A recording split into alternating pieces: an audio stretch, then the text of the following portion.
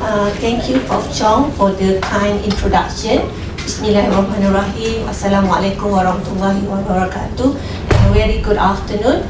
I'm quite grateful and also thankful for the community organizer that giving me the opportunity to be here and sharing this topic. So let me start now. Hope that you are still okay, even though just finish our lunch, and hopefully we can finish as soon as possible.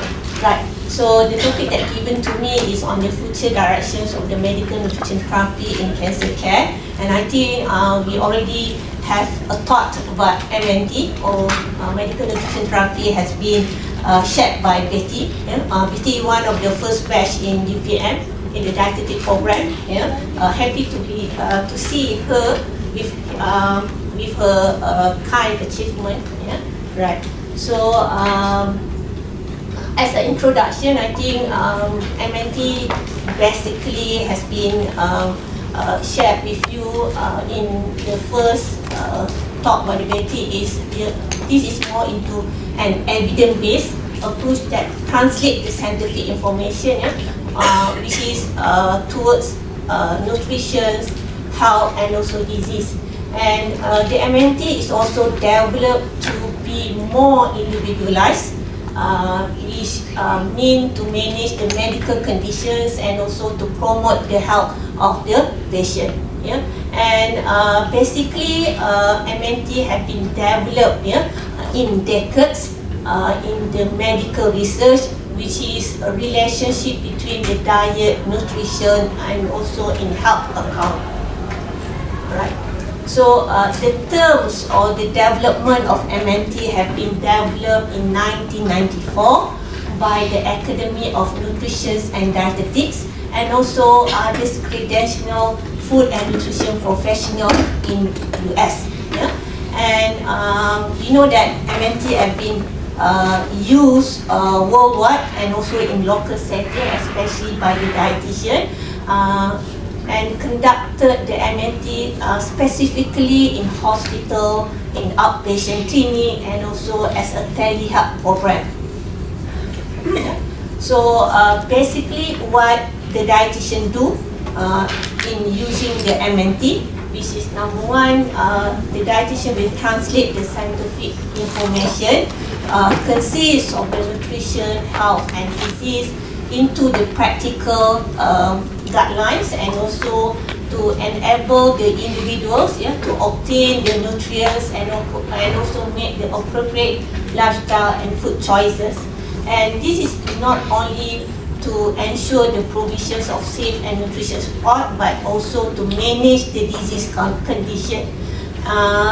In relations of MNT is also attempts to lower the risk of new complication, and not really, even though it must significantly differ from the nutrition education, whereby the MNT usually is more diverse, more convinced, and also more individualized as compared to the nutrition education, which is more into the fundamental nutrition knowledge to the general public, and also to not only designed for the medical condition. That's the difference between MNT and also the educational nutrition. And based on previous literature, we can see that there has proven effective on using MNT in common chronic diseases such as obesity, kidney disease, cancer, and also heart disease, and and also diabetics. Right. And we know that cancer is a progressive disease, which started from prevention, diagnosis, whereby when patient been diagnosed, they are undergoing treatment, or some of them are also, if let's say been diagnosed into the advanced stages, they may be in terms of palliative, and also recover, relapse, and also the last stages on the prevention, or we can call them as a survival. So cancer is very progressive, And in practice, there are very clear evidence that shows the management of the patient, it should be individualized, and also it should be a continuous requirement along the patient journey. Yeah? Right. And that's come the importance of MNT across continuum of cancer care. Right. So in terms of MNT, the pathway ataupun what we call metabolic nutritional pathway is also parallel with the oncological pathway. Yeah?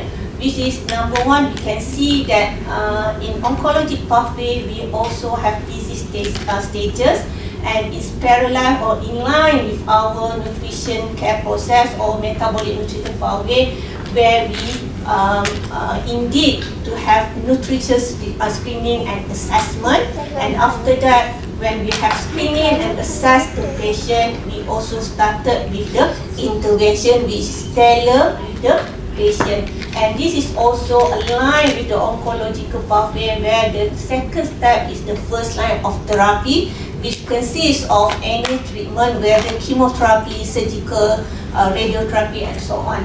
And the last stage whereby the nutrition pathway that parallel into oncological pathway is the second line treatment, whether they have another treatment, whether patient have recurrence and also metastatic to other organ. However, in medical metabolic nutrition pathway, we also tailored with some sort of given more effective oral intake or oral nutrition support that tailored to the specific nutrition to the patient. Yeah? So in hand, in MNT, also we can see that this is what we are doing. Yeah? For example, in the stage 1 where we screen and also we assess the patient. For example, the patient who is 17 years old, Chinese female, and diagnosed with liver cancer stage 5, and when we do a nutrition screening or assessment using the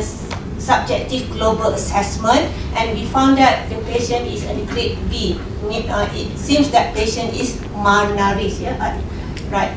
And then we know that from common in cancer is malnutrition, and the high risk is about 50%. The prevalence of the malnutrition in cancer patient is about 50%, and it's related into their disease itself, the treatment effect, whether it's come from the surgery, the side effect of the chemotherapy and the radiotherapy.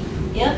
And eventually high risk of malnutrition is only occur with the patient in gastrointestinal tract, head and neck, liver and also lung cancer. And not to forget for those who are older patients and also advanced stages. Yeah? Malnutrition is really common in such stages.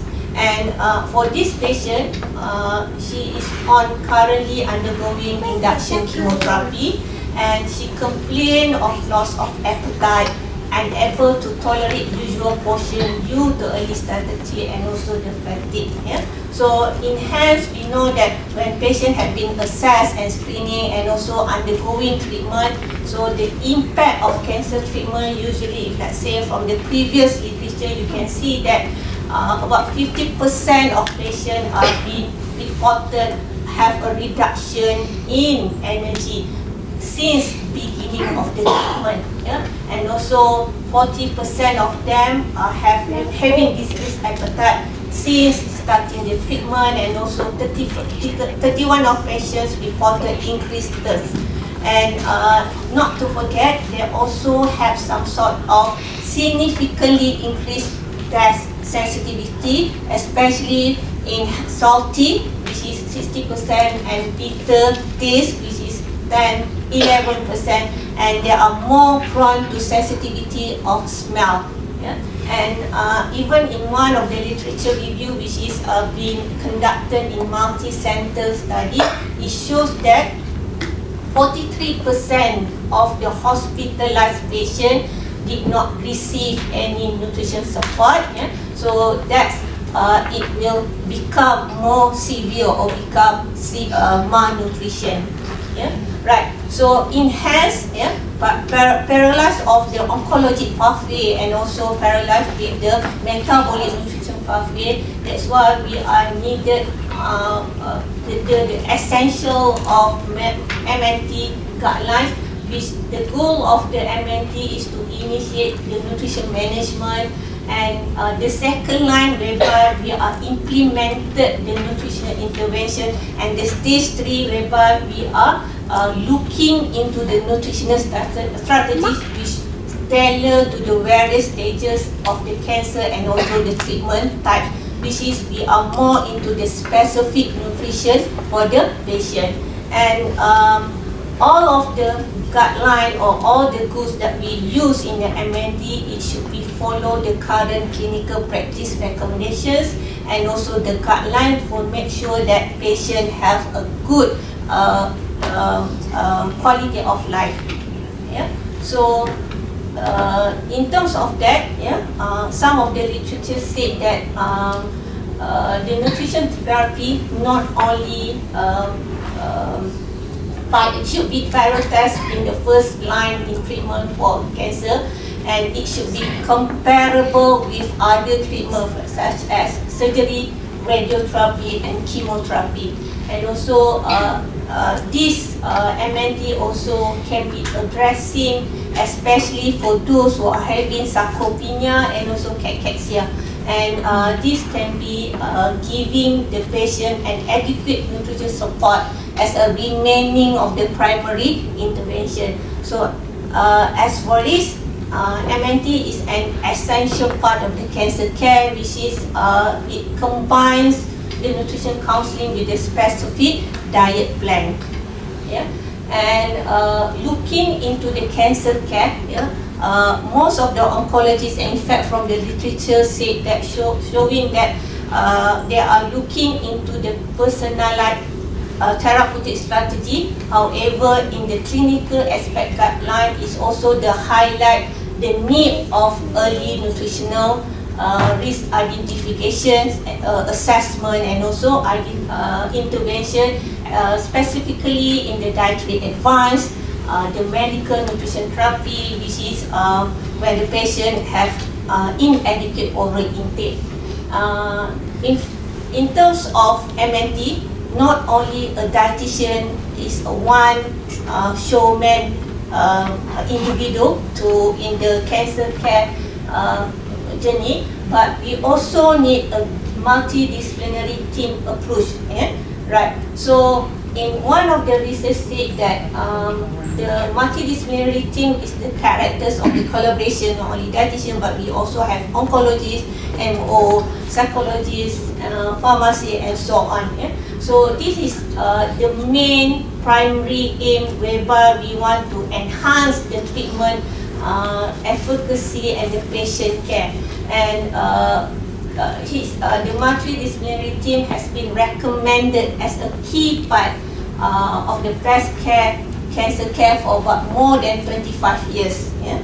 Right. So in one business study which is conducted in head and neck cancer, they said that they have shown a comprehensive assessment and also monitoring and treatment by the multidisciplinary team had given a good and a better treatment to the adherence or the compliance of the patient with the tolerance, and also to reduce the long-term side effect. In fact, it also improved the quality of life of the patient. And this is in hand can giving some sort of better treatment outcomes, and also improve the survival rates of the cancer patients, specifically in the head and neck patient, whereby this study had been done. Yeah.